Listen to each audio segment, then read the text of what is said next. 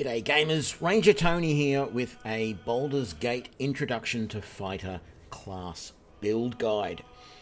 First note, as I am saying with all of these videos at the moment, this is based on Baldur's Gate Early Access, so I cannot guarantee that things will not change in the future, but this is how to build a simple fighter in Baldur's Gate 3. Right, so if you've seen my previous introduction to class creation, just the overall character creation build guide, you'll know that I prefer to pick class first. So let's do that, and today we're going to look at the fighter class.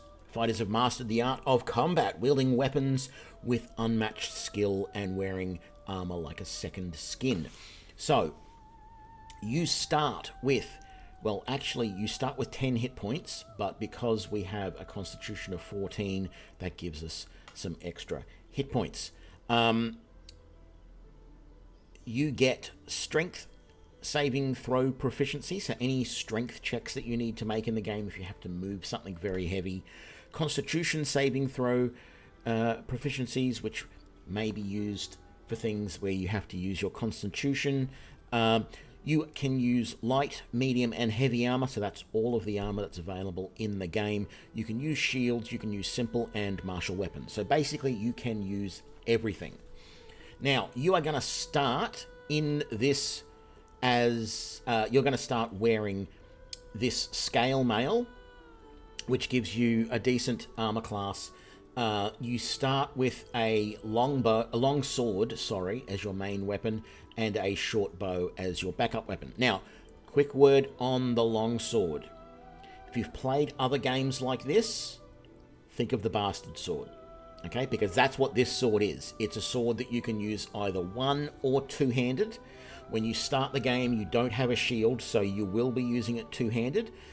As soon as you find a shield, you can equip it if you want and still use that sword, or if you found another weapon in the meantime that you want to go with, you can go with that. And the action that you get in the action that you get initially is Second Wind, which gives you 1 to 10 plus 1 hit points once per day, as a second wind, a way of recovering a little bit of hit points in the middle of, well, a battle or wherever you want to use it. Once I pick class, let's pick race. Now, a fighter's primary attributes are strength. You can see that here.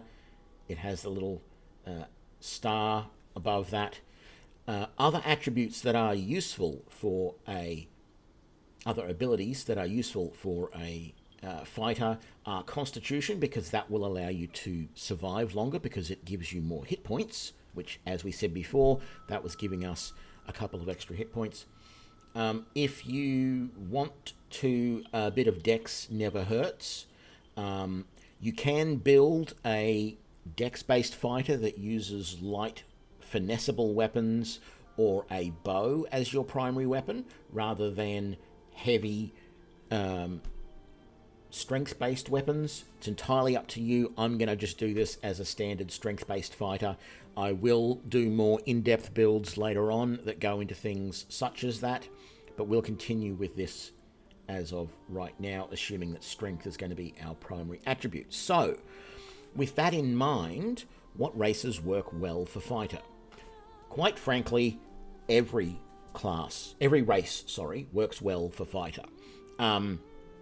Fighter is sort of the default character that you play. If you've never played a game like this before and you don't know what to pick, it's recommended that you pick fighter, because it's probably the easiest class to play. It doesn't have a lot of the flashy elements that other classes do. You're not going to have a lot of spells or a lot of abilities, but what you are going to do is hit things very hard and make them bleed and die. And whether you do that from up close and personal, or looking down the shaft of an arrow, you will be able to do that very, very well. The race that works the best at this time is Githyanki. and that's purely because you get a strength +2 bonus. They are the only, not the only race, but the primary race that gets a strength bonus. I believe the Wood Elf, no, not the Wood Elf, which one am I thinking of? Was it Dwarves? Yes. So the Shield Dwarf is the other good fighter with a strength bonus of +2.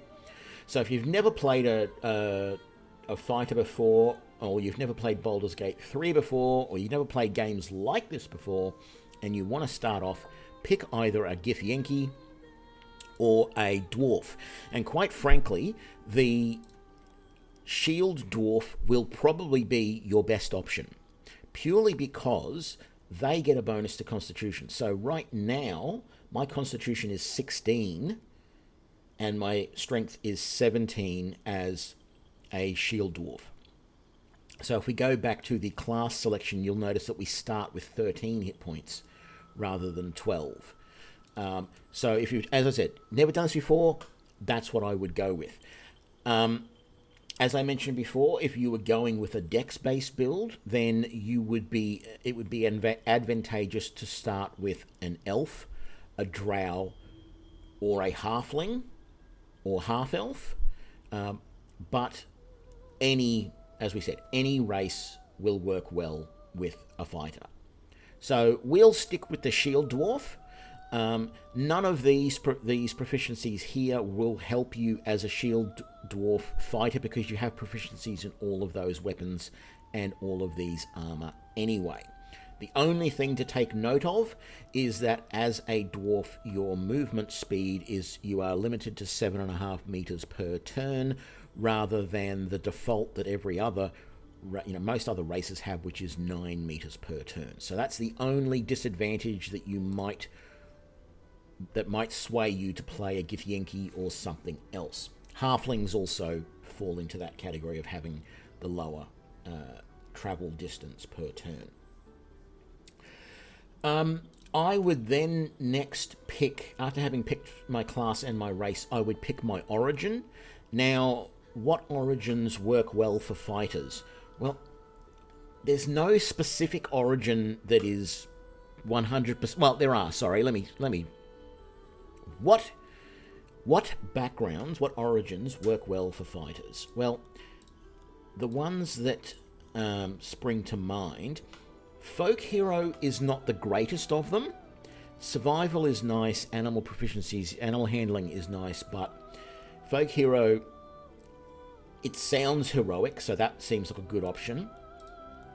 But you might want to be a noble fighter, which gives you something a little bit different, a little bit outside of the norm, because you're taking things which aren't focused on helping you as a fighter.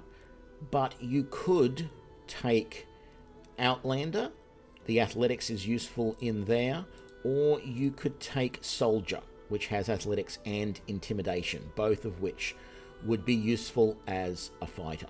Those are the main backgrounds. If I was taking anything, I would take Soldier. Right, and so then I will pick my abilities. Quite frankly, this is a pretty good ability spread for this character. You can use recommended if you want. The only thing that I would consider is maybe getting rid of the charisma penalty that this dwarf has. The reason for that is, as the primary character in this game, there will be times when you are the only person who can interact with people in the game, and charisma is the main. Charisma has all the skills such as deception, intimidation, or persuasion that you will normally use to interact with people. And so if you can at least get this value here to 10, that will be useful for you. What's the easiest way to do it? Drop them out of wisdom and put them into charisma. That wisdom is a bonus that you get as a dwarf, but you don't need it as a fighter. So I'm recommending that you take 17 strength, giving you a +3 bonus to hit. I'm recommending you take 13 dex, which gives you +1 to hit with bows and +1 to your armor class. Constitution of 16, giving you +3 to your hit points. And then the last 3 attributes stay on 10. That will give you a really good start as a dwarf. If you're doing this as the Githyanki, the abilities are not going to be that much different. In fact, the only real difference here is the Constitution is now down to 14, and you have an extra point here in Intelligence. There's nothing else that you can really modify here to tweak this and get it much better. I believe the recommended one here wants a bit more wisdom, but I don't think that's a good idea. So that would be my my spread. 17 for strength. Make sure you've got 13 in dex, so you get at least a +1 in dex. You want at least a +2 in constitution, and the rest should be at 0, so you have no penalties. If you're a min-maxer and you don't care about any penalties on these, then sure, drop them down. But I still think your charisma should be at least 10 as the primary character in the game. Okay? I'm going to switch back to the shield dwarf for right now. Sorry, and make sure our abilities are back to what we had. They are good. So we've done our origin, we've done our race, we've done our class, we've done our abilities. The final thing, barring appearance, which is entirely up to you, is your skills. You can increase your proficiency with 2 of the skills that you've already got.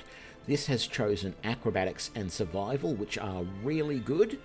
The options that I would also consider adding is they are the main ones that I would pick, but insight will be useful. So you could go insight and perception, because that is definitely the way I would go. Insight, and so you automatically get athletics and intimidation based on our soldier start, and then insight will help you to read people and situations. It is a wisdom-based skill, as is perception, but they're both really good skills in the game to help you work out what's going around you in your environment. So that, basically, everybody, is the starting build for a basic fighter in Baldur's Gate 3. I hope you enjoyed this video. Leave any comments down below. I will look at producing full 10-level build videos when I can. I don't have the ability to do that yet, but once I've got that, I will be able to show you that, and we'll go through and do more in-depth builds and show some different variations on the fighter class when they are available. But for right now, this will get you started playing a fighter. As I said, you want any armor that you find, make sure you check it out, see if it's better than what you've got. If it is, put it on. Choice of weapons is entirely up to you, but I would recommend, with a strength-based build like this, the heavy-hitting weapons will serve you well. If you want, you can go and use a shield for any weapon that is single-handed. If not, pick up a two-handed weapon and go to town with that. You always want to be in the front, in the middle of the battle, but don't forget you have the option of switching to a ranged weapon if you've got one equipped, and you start with a short bow. So if you are, for whatever reason, you find yourself in the back line, don't be afraid to pull that bow out and have a shot before you charge in, because it might just save your life. So I hope you enjoyed this video. As I said, if you did, leave comments down below, and I will catch you for the next video. Thanks a lot. Bye.